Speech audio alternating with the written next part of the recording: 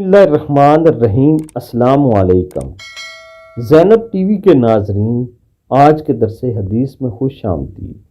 नाजरीन कराम, आज के दरस हदीस का मौजू है अल्लाह इसको नहीं बख्शेगा। नबी सल्लल्लाहु अलैहि वसल्लम ने इरशाद फरमाया, एक आदमी ने कहा, अल्लाह की कसम, अल्लाह फलां शख्स को नहीं बख्शेगा।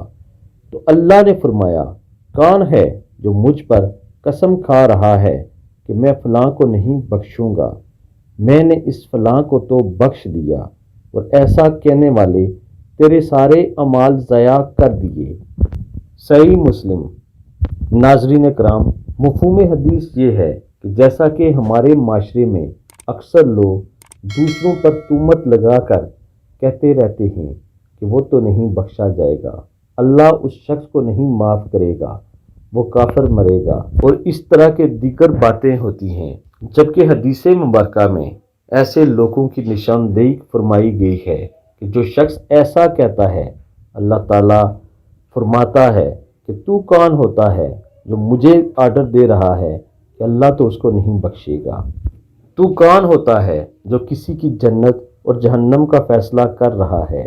इसलिए अल्लाह ताला तो उस शख्स को माफ़ कर देता है और जो ऐसा कहता है उसके सारे अमाल ज़या कर देता है।